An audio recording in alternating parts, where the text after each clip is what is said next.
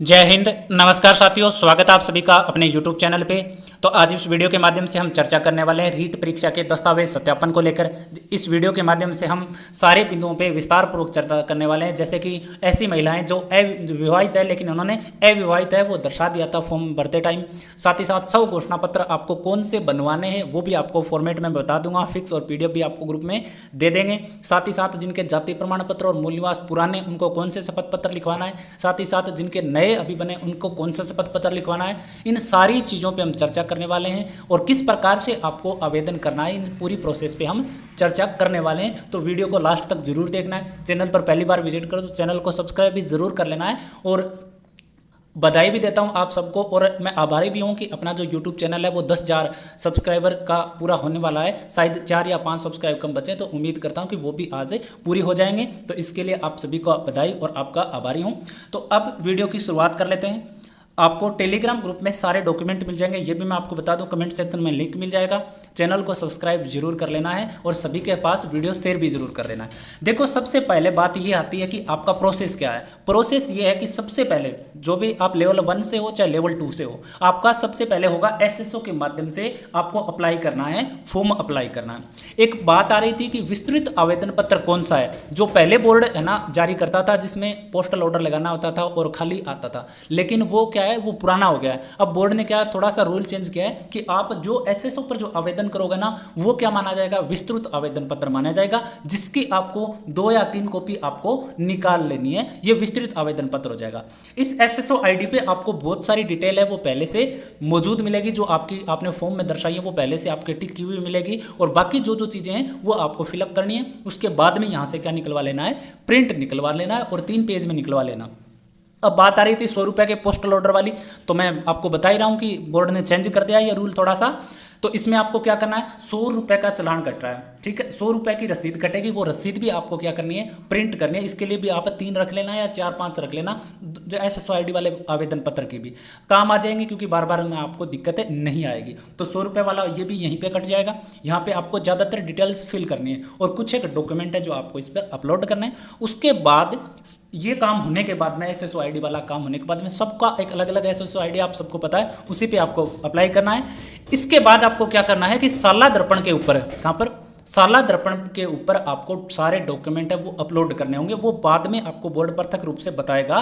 साला दर्पण के ऊपर कहाँ पे, साला दर्पण पे, साला दर्पण पे आपको सारे डॉक्यूमेंट अपलोड करवाएगा बोर्ड, जो आपको अलग से मिल जाएगा। मैंने ग्रुप में भी बताया था कि साला दर्पण पे अपलोड करने होंगे।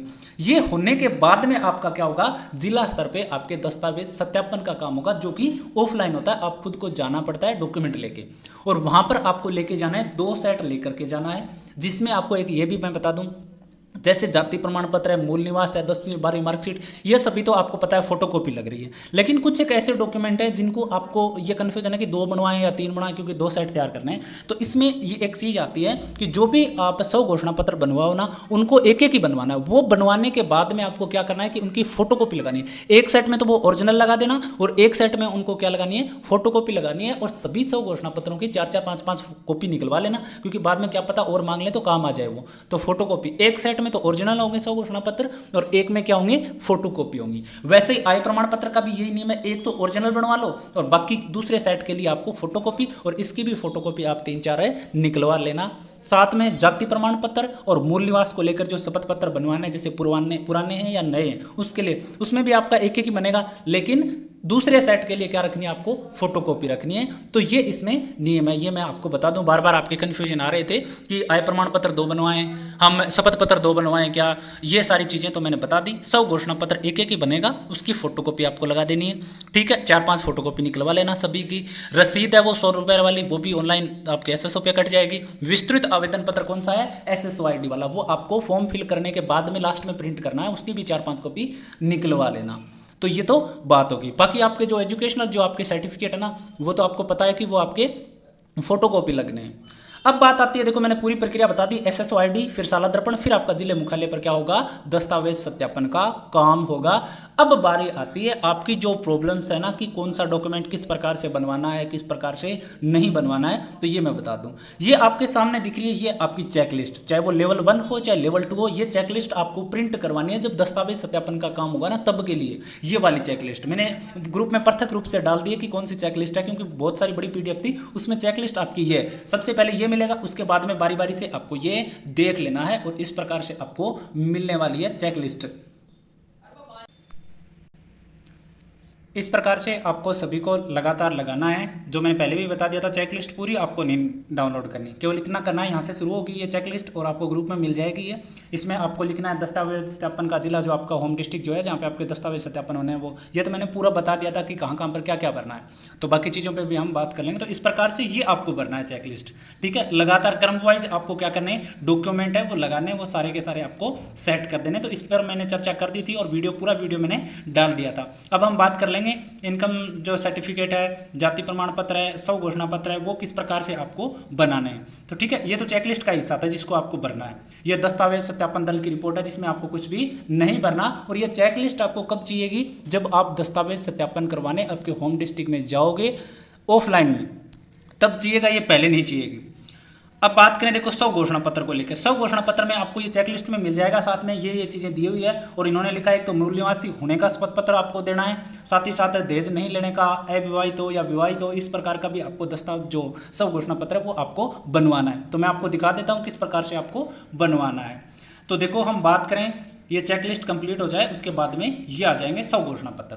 इस प्रकार से आपको क्या करना है कि फिक्स नहीं है, घबराना नहीं है कि मैं क्या लिखवाऊं क्या नहीं लिखवाऊं। मूल निवास के संबंध में जो स्व घोषणा पत्र है कि आप राजस्थान के मूल निवासी हो, इसके लिए आपको शपथ पत्र देना होता है। केवल इसके लिए नहीं है ये कि मूल जो आपका मूल निवास पुराना है नया, इसके लिए नहीं, नॉर्मली आपको देना होता है ये, जिसके लिए आपको इस फॉर्मेट में आपको लिखाना है। मैंने सारी चीज़ें इसमें अपडेट कर दी है, क्योंकि 2-3 दिन से पुराने वाले शपथ पत्र है वो घूम रहे थे स्व घोषणा पत्र, तो उनमें मैंने सारी चीज़ें चेंज करके आपको दिया है। जैसा कि आप देख पा रहे होंगे कि आपकी जो भर्ती है वो 2021-22 वाली है। इसमें विज्ञप्ति क्रमांक जो आपकी बाद में जारी हुआ है 12/2022, जो दिसंबर में विज्ञप्ति जारी हुई थी, आपको पता भी होगा कर्मचारी चयन बोर्ड ने जारी की थी। उसके बाद में दिनांक कब जारी हुई, 16/12/2022 को। विज्ञप्ति संख्या क्या है, 13/2022, और दोनों दे रखी है इसमें, दिनांक 16/12/2022, ठीक है। अध्यापक लेवल द्वितीय सामान्य विशेष शिक्षा के पद पर विभाग द्वारा 2/6/2003 को दस्तावेज सत्यापन पात्रता जांच हेतु जारी शॉर्ट लिस्टेड अभ्यर्थियों की सूची में मेरा नाम सम्मिलित है और मैं यह घोषणा करता हूं या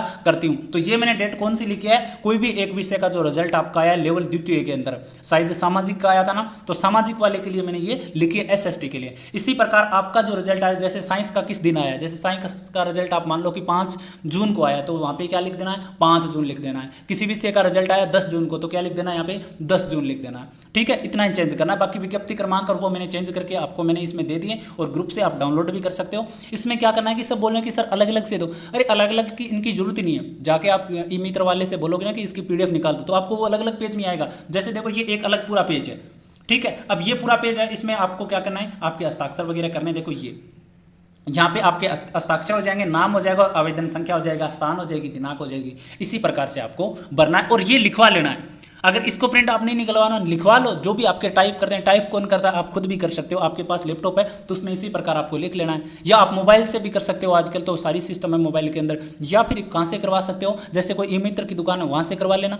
कहीं से भी जो भी टाइप करने का काम करता है, जिसको हिंदी टाइप करनी आती है, उसे किसी से भी लिखवा लेना, कोई ज़रूरी नहीं है इसमें।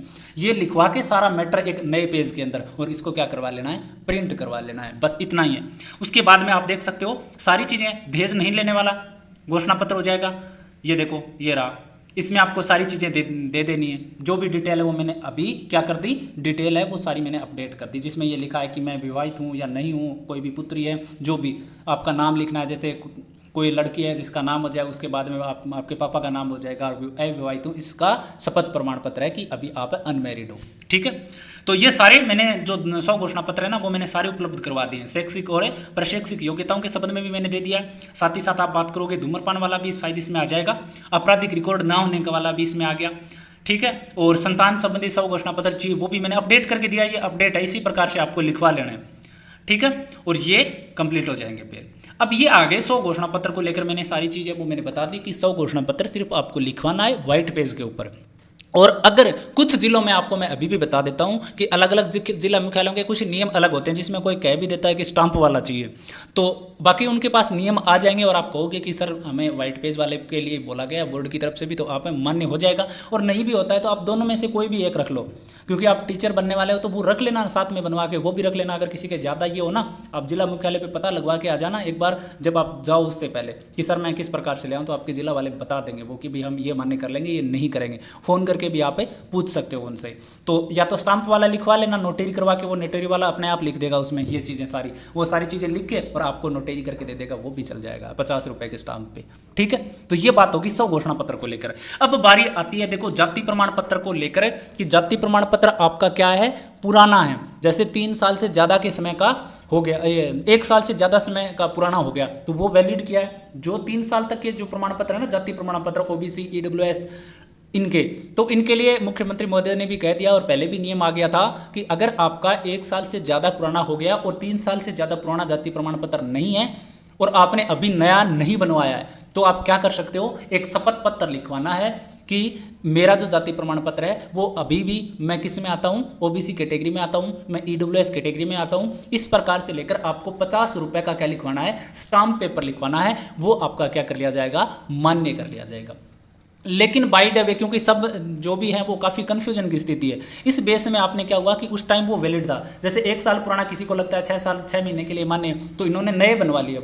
अब देखो जिसने भी नया बनवा लिया ना, तो उनके लिए मैं बता दूं, अगर आपने नया बनवा लिया तो आप थोड़ा सा इसमें सोचें कि जब नई कोई चीज़ बन जाती है तो पुराने वाली क्या हो जाती है, डीएक्टिवेट हो जाती है। तो आपको क्या करना है, नया बनवा लिया, इसके लिए आपको नया वाला लगवाना है, चाहे वो मूल प्रमाण पत्र हो चाहे जाति प्रमाण पत्र। न्यू लगाना है तो न्यू के साथ साथ आप क्या कर सकते हो, उसमें न्यू वाले के साथ में आपके जो भी 2 राजपत्रित अधिकारी हैं, 2 राजपत्रित जो भी आपके अधिकारी है, उनसे लिखवा लेना है कि जब मैंने फॉर्म भरा था उस टाइम मैं इसी कैटेगरी के अंदर आता था। वो आपको अपनी मोहर और साइन लगा के दे देंगे। राजपत्रित अधिकारी जैसे आपके ग्राम सेवक हो गए, तहसीलदार हो गए, या जो भी आपके जो अधिकारी है जैसे हेडमास्टर हो गया, इस प्रकार से उनसे साइन करवा लेने और साइन करवा के क्या करने ने, शपथ पत्र साथ में लगवा देना है, तो वो भी आपका मान्य कर लिया जाएगा। नया बनवा लिया तो नया वाला लगवा देना, और पुराने वाला 3 साल तक पुराना है तो वो लगा लेना। बाकी SC ST के लिए मैं बता दूं, जो भी SC और ST से आते हैं उनके लिए जाति प्रमाण पत्र लाइफ टाइम वैलिड होता है। जो भी आपका एक बार बना हुआ है, कितना भी पुराना हो, वो क्या कर लिया जाएगा, मान्य कर लिया जाएगा, कोई दिक्कत नहीं है। बाकी रही बात मूल निवास की, तो मूल निवास आपका कितना भी पुराना हो सकता है, ठीक है, मूल निवास कितना भी पुराना हो सकता है, कोई दिक्कत नहीं है। उस पर बात चल रही है टोकन नंबर की, तो टोकन नंबर उस पर होनी चाहिए, नीचे नीचे वाली साइड आपको टोकन नंबर मिल जाएंगे, वो आपके हैं, तो आपका कितना भी पुराना है कोई दिक्कत नहीं है। और अगर नहीं भी आप नया भी नहीं बनवाया और उसमें टोकन नंबर भी नहीं है, तो भी आपका शपथ पत्र के साथ मान्य कर लेंगे। लेकिन नया बनवा लिया तो उसके लिए आपको शपथ पत्र देना पड़ेगा कि भाई मैं पहले ऐसे ऐसे राजस्थान में निवास करता था और ये चीज़ें हैं, तो उसको आपको साथ में लगा देना है, वो भी आपका चल जाएगा। तो ये तो मूल निवास के लिए बात होगी, जाति प्रमाण पत्र के लिए बात होगी, 100 घोषणा पत्र को लेकर बात होगी। अब बारी आती है आय प्रमाण पत्र को लेकर। तो देखो आय प्रमाण पत्र के लिए ये बोला गया है कि जो आय वाला है वो 19/1 से पहले का होना चाहिए, तो पहले वाला भी चल जाएगा, और आपने नया बनवा लिया तो नया भी आपका चल जाएगा, कोई दिक्कत नहीं है। आय प्रमाण पत्र, ठीक है, इसकी आपको एक तो ओरिजिनल को जो आप बनवाओगे वो रखना है, एक सेट के अंदर वो लगाना है, बाकी आप 3-4 कॉपी करवा लेना, दूसरे सेट के साथ क्या लगा देनी, इसकी कॉपी लगा देनी है, और आपके पास में भी रख लेनी है एक कॉपी। ठीक है, ये बात होगी आय प्रमाण पत्र को लेकर। अब देखो बात ये रही कि कुछ के प्रॉब्लम आ रही है कि 2.5 लाख से आय ज़्यादा दर्शा दी और हमारी कम है, वो मिस्टेक हो गई। वो भी देखो डॉक्यूमेंट चेक करने वाले भी हैं, वो भी इंसान ही है, तो उनको भी पता होता है कि कुछ बार गलतियाँ हो जाती है, तो कोई इतना बड़ा इश्यू है नहीं, कोई दिक्कत नहीं आनी, आपके चल जाएगा वो भी। तो ये हो गया आय प्रमाण पत्र को लेकर बात। अब बारी आती है देखो विवाहित और अविवाहित के लिए। तो जो महिलाएं पहले क्या थी, जो जिनका विवाह हो चुका था लेकिन डॉक्यूमेंट उन्होंने फॉर्म फिलअप करते समय क्या कर दिया, अविवाहित कर दिया, ठीक है। अब उनके प्रॉब्लम आ रही है कि हम कौन से डॉक्यूमेंट लगाएं या हम क्या करें। तो अभी आपको क्या करना है कि ये इतना बड़ा इशू होता नहीं है विवाहित होने का और न होने का। क्यों? क्योंकि विवाहित होने से भी आपको कोई अलग से फायदा नहीं मिलेगा और न होने से भी आपको कोई अलग से फायदा है वो नहीं मिलता है। आप इतना आपको सबको पता है कि जब तक आप आरक्षण का लाभ नहीं उठाते हो किसी भी शर्त के लिए, तब तक उस रूल के लिए आपको क्या दी जाती है, हमेशा छूट दी जाती है। तो ये मान लो कोई महिला है, वो विवाह हो चुका उसका 3 साल पहले, लेकिन अभी भी उन्होंने क्या लिखा रखा है, अविवाहित फॉर्म में भर रखा है, तो आप डॉक्यूमेंट अपने पिताजी के लगा दो, कोई दिक्कत नहीं हो, उनको क्या मतलब है। अगर आप ये मान लो कि अब विवाहित हो, वो भी आप लगाओगे तो भी आपको कोई फायदा नहीं होना। तो आपका सिलेक्शन हो रहा है आपके नंबर पे बेस पे और आपकी एज आयु के आधार पे, आपकी कैटेगरी के हिसाब से, तो उसमें आपको कोई फर्क नहीं पड़ना है। ठीक है, तो इतना बड़ा इश्यू है नहीं। वो शपथ मांगेंगे वो दे देना कि सर हमने ऐसे ऐसे, जो जिनका मैरिज सर्टिफिकेट बन गया तो वो मैरिज सर्टिफिकेट लगा देना, और जिनका नहीं बना उनको क्या करना है, शपथ लिख के देना है कि सर ऐसे ऐसे है कि हमारा विवाह हो चुका है लेकिन हम मैरिज सर्टिफिकेट नहीं बनवा पाए और भविष्य में हम बनवा लेंगे, तो उनको वो कोई दिक्कत नहीं करेंगे आपको। और करेंगे भी जिनको जैसे जिन्होंने दर्शा रखा है कि भाई मैं विवाहित हूँ और फिर मैरिज सर्टिफिकेट नहीं है, तो भी शपथ पत्र लगा दें। वो आपको बाद में आप कह देना कि हम बाद में दे देंगे, तो वो कोई दिक्कत नहीं, ये भी कोई बड़ा इश्यू नहीं है।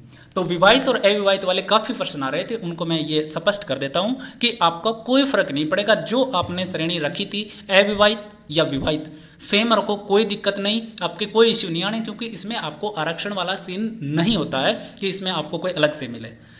जैसे उस महिला के तो फर्क पड़ सकता है जो आरक्षण का लाभ उठा रही है। जैसे देखो कोई बाहरी राज्य की महिला है, उसको भी आपको पता है कि जाति प्रमाण पत्र उनके पापा के नाम से चलता है, तो उनको भी आरक्षण नहीं मिलता है। तो ये इश्यू है ही नहीं, आप कोई दिक्कत नहीं, आप घबराएं नहीं। जो आपने श्रेणी रखी है वो आप रखें, अपने डॉक्यूमेंट जो भी आपके पास हैं वो डॉक्यूमेंट लगाएं और आराम से डॉक्यूमेंट वेरिफिकेशन करवाएं, और वो बोलें तो उनको शपथ लिख के दे देना है कि भी हम जिम्मेदार हैं, इसमें हमारे को ये प्रॉब्लम है वो इस वजह से नहीं होने वाली। ये होगी विवाहित और अविवाहित के लिए। स्व घोषणा की बता दिया, जाति प्रमाण पत्र को लेकर बता दिया, मूल्यवास को लेकर मैंने बता दिया है, और मैंने ये विवाहित और अविवाहित वाले के लिए मैंने बता दिया है। बाकी मैंने आपको किस प्रकार से फॉर्म भरना है वो भी मैंने बता दिया है कि किस प्रकार प्रक्रिया है वो रहने वाली है। बाकी और भी कोई नियम आते हैं तो वो भी मैं आपको यूट्यूब चैनल पर अपने पे अपडेट कर दूंगा। चैनल को सब्सक्राइब जरूर करके रखना है, और साथ ही साथ अपना टेलीग्राम ग्रुप भी ज्वाइन कर लें, वहाँ पे मैं आपको डॉक्यूमेंट है वो उपलब्ध करवाता रहता हूँ और आगे भी आपको करवा दूंगा। और ये मैं आप सभी के लिए कहना चाहूँगा कि 2-3 दिन एक बार आराम से बैठ के देख लो सारी चीज़ें, उसके बाद में अप्लाई कर देना SSO ID पर भी, अभी मत करो, क्योंकि सारी चीज़ें आने दो, सारे रूल आने दो, आराम से कर देना। काफ़ी टाइम पड़ा है, 30 तारीख तक आपको टाइम है। ठीक है, अब देखो इसके बाद में किसी के नाम में दिक्कत है, नाम में मिस्टेक है तो शपथ लगेगा, कोई दिक्कत नहीं। जिसके भी नाम में दिक्कत है ना, शपथ पत्र लग जाएगा। किसी के सरनेम में आगे कुछ लिखा हुआ है शादी के बाद तो भी कोई दिक्कत नहीं है, वो 10th वाला मैच करेंगे, वो होना चाहिए। उसके अलावा उनको कोई दिक्कत नहीं है। आधार कार्ड में आपका कुछ भी है, बाद में आगे जैसे देवी लगाए, किसी के सरनेम चेंज हो गया है, बाकी वगैरह। ठीक है, बात रही दूसरी कि मूल निवास जाति प्रमाण, आपके पिता के नाम में स्पेलिंग में कुछ भी मिस्टेक है, कोई दिक्कत नहीं है, वो इतना ज़्यादा वो नहीं देखेंगे, आपको शपथ मांग लेंगे वो आपसे ज़्यादा से ज़्यादा, इसके अलावा कुछ भी नहीं, कोई इश्यू नहीं है। डॉक्यूमेंट आप आराम से क्लियर कराओ, आपके डॉक्यूमेंट जो भी है उनके पास लेके जाओ, आपको बाहर है वो नहीं करने वाले हैं। ठीक है, बाकी बात रही चरित्र प्रमाण पत्र की, तो मैंने बताया चरित्र प्रमाण पत्र अंतिम संस्था का चलेगा, वो नहीं है आपके पास तो आप दो राजपत्रित अधिकारियों से बनवा लो। ठीक है, बात रही एडमिशन स्लिप की, तो एडमिशन स्लिप जिनको के पास नहीं है तो वो कॉलेज से जाके मिलें। कॉलेज बंद हो गया है तो आपको संभावित वो तिथि लगा के और आपको बनवा लेना है, कोई भी स्वयं बनवा लेना है वहाँ पे लिखवा के, और कोई दिक्कत नहीं होगी, वो आपकी चल जाएगी। दूसरी बात ये रही पुलिस वेरिफिकेशन वाला जो है ना, वो आपको अभी नहीं चाहिएगा, वो बाद में चाहिएगा, आपको अभी उसकी आवश्यकता नहीं है। एनओसी किसको चाहिए? एनओसी उसको चाहिए जो सरकारी सेवा में फिलहाल है, उनको चाहिए कि भाई वहाँ पे हम छोड़ के वापस इधर ज्वाइन करेंगे, तो उनके लिए एनओसी जो अनापत्ति प्रमाण पत्र होता है वो चाहिए। अटेस्टेशन फॉर्म मैंने ग्रुप में आपको डाल दिया है, वहाँ से आप प्राप्त कर सकते हो। तो सारी चीज़ें मैंने आपको बता दी है, आराम से बैठ के वीडियो देखें, जो चीज़ नहीं समझ में आए वो फिर आप पूछ सकते हो। बार बार देखो एक जैसे ही कमेंट आते हैं आपके कि सर ये बता दो, वो मैं वीडियो में बता चुका होता हूँ, तो फिर देखो आपकी संख्या काफ़ी है और हम क्या है अकेले हैं, तो जवाब फिर सभी को एक साथ है वो नहीं दे पाते, और आपको बुरा भी लगता होगा, उसके लिए भी क्षमा चाहते हैं, लेकिन इतने जवाब एक साथ फिर दिए नहीं जाते। ठीक है, पॉसिबल नहीं होता एक मानवीय के लिए। अब कंप्यूटर उसमें तो हम टाइप कर सकते हैं, वो एक अलग चीज़ है। तो आराम से वीडियो देखें, पूरी चीज़ें समझ में आ जाएगी। जिसने पहले नहीं देखे वीडियो, मैंने पूरा बताया कि फॉर्म कैसे भरना है, तो उसी प्रकार भर के और आराम से साइट तैयार करो, तैयार करके डॉक्यूमेंट वेरिफिकेशन करवाओ। आपके लिए मेरी तरफ से शुभकामनाएं। और हमारा जो यूट्यूब चैनल है वो 10,000 सब्सक्राइब का कंप्लीट हो चुका है, इसके लिए आपको भी बधाई और आप सभी का मेरे लिए आभार। धन्यवाद।